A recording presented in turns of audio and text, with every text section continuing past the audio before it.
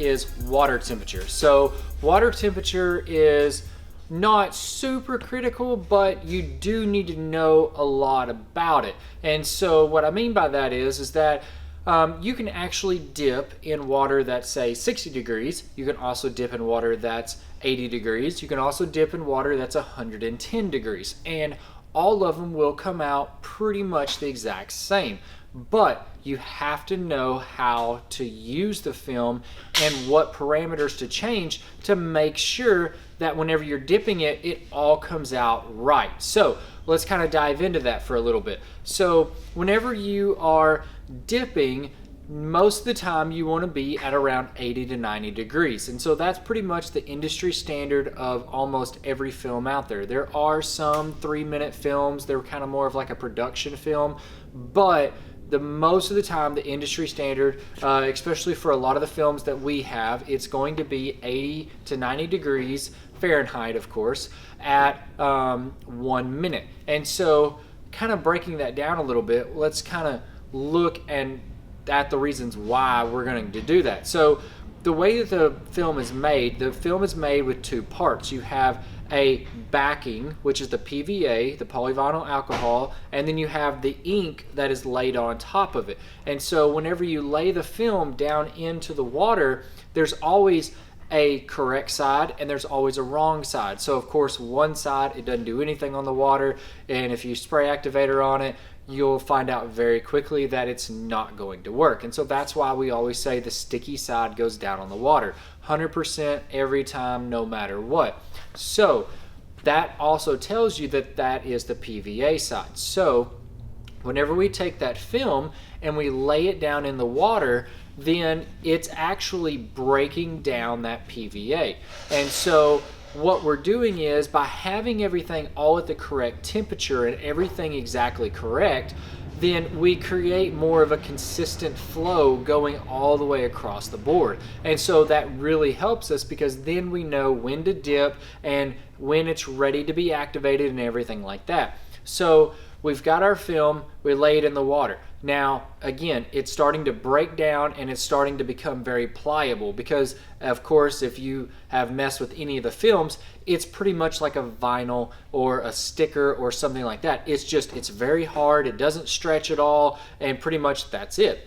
So what happens is it's now becoming more pliable, more stretchy whenever it's in the water. So the biggest kicker to that is that whenever you have it at 80 to 90 degrees, it dissolves at a certain rate, and so therefore at 1 minute, it's ready to be applied with the activator and it's ready to be stretched around the part. And so you've pretty much caught it at the right time, where at 80 to 90 degrees, after your 1 minute soak time, and then you apply your activator, it is very stretchy. It still is able to retain a lot of its rigidity to wrap around the object while not breaking apart, as well as it's already soaked enough of the water and broken down enough to where it's not just super rigid, and then it's not just going to just break as well. So there is a time that you can leave it on the water for too long, and you can also leave it on there for too short. But again, at 80 to 90 degrees, at 1 minute on the water, that's going to be the good time to spray your activator. So let's talk about a little bit less temperature on your film.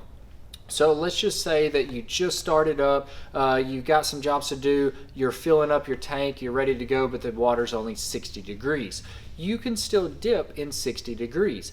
The only difference is that because you don't have as much heat on your actual film itself, you need to actually let it sit for longer, because the heat of the water helps to break down that PVA and then allows it to become very pliable and very stretchy. So at that point, whenever we are dipping, we want to make sure that we leave it on the water for a little bit longer. Now, again, every film is going to be different once you start venturing out away from the 80 to 90 degree mark. So let's just say at 60 degrees, you may have to let it sit for 1.5 minutes or maybe even 2 minutes.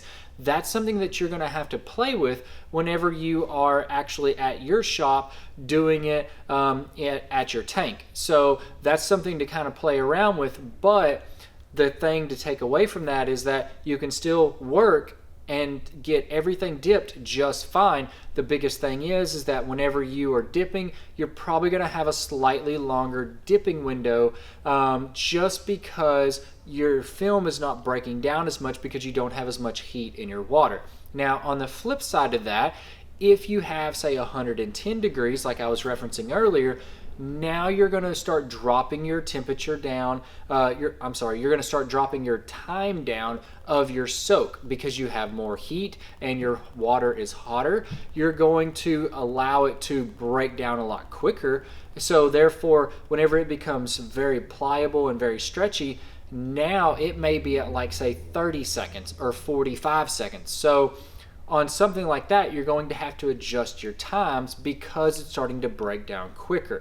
Now, again, you're going to have to play around with that, but those should be some good ideas on times to just kind of start with. And most of the time, I would probably start at around 15 to 30 second intervals and see where the film reacts the best at, and then go from there if you don't have it at 80 to 90 degrees for the 1 minute soak time. So the one thing that I'd like to point out is that's kind of why a lot of the times whenever you're seeing like me dip or anything like that, I've always got my digital thermostats right here. And so by having the thermostats on our tank itself, it helps tremendously because number one, it's like a water heater. It automatically keeps everything exactly perfect. That way I don't have to worry about oh, it's too hot, it's too cold. I always have a consistent baseline, and so that really helps out. And then also, the reason that we have two of these is because I have one for my dipping area, which is right around 83 right now in the tank itself, and then I also have a heating chamber, which is down here, and so that keeps it, normally we keep it a little bit warmer because as this flows into the top of the water, I can actually take this water and make it warmer on the top. So even if I just filled this up, it's easier to heat up a little space like this right here than it is the entire 500, 800 gallons, even 200 gallons. It's going to take a while. And so by having this heating chamber right here, we can actually get to dipping quicker because then whenever we're dipping, we know that the top surface is around 80 to 90 degrees, or if it's not, I can know instantly, hey, this is only at 70 degrees. I know to adjust my my time that I have on the water according to whatever temperature that I'm seeing that's up here. And so of course we have our digital timer that we can also change to adjust to that. So literally it's nice to have it all sitting right here because I can see what my heating chamber is, I can see what my dipping area is, and let's just say that it was 70 degrees, no big deal. All I got to do is adjust my timer there, hit the start button, and then we're ready to go. And instantly I already know that, hey, I'm dipping in colder water, I'm dipping in warmer water, and I can adjust it on the fly. It makes it super easy. So whenever you are at your own shop, it's definitely very helpful whenever you do have either a thermometer sitting there or some type of floating thermostat or anything like that to help read the temperature of the water. Now again, this is also going to come back to user. You have to make sure that you activate the film right. It doesn't matter if you let it sit on the water and everything is good to go. You've got it at 80, 90 degrees. You got it at 1 minute. The activator is still a critical part. So you do have to still keep in mind that spraying that activator, as we've said before, you got to get it just right because again, it's not going to stretch if it don't have enough activator. If it has too much activator, then you start having issues as well. But by having the knowledge of knowing what the film does at colder temperatures versus warmer temperatures, you can really help yourself out in knowing instantly right then that, hey, I need to let this film sit for probably about 30 more seconds because I'm a little bit colder, or hey, this thing is super hot, I'm gonna let it sit for maybe 10 to 15 seconds less because it's a lot hotter than what I'm normally used to. So I hope you guys have enjoyed this video about figuring out the differences in water temperature and the film and how they react and everything. If you have any questions or comments, definitely leave them below. We'd love to hear from you. If you haven't already, definitely hit the subscribe button. We'd love to have you subscribe to our weekly tips and tricks, and then that way you can know exactly what you need to do every week with different projects that we have going around the shop and helping you out around your shop as well. I'm Bryan from Liquid Concepts, and we're making hydrographics great again. We'll see you guys next time.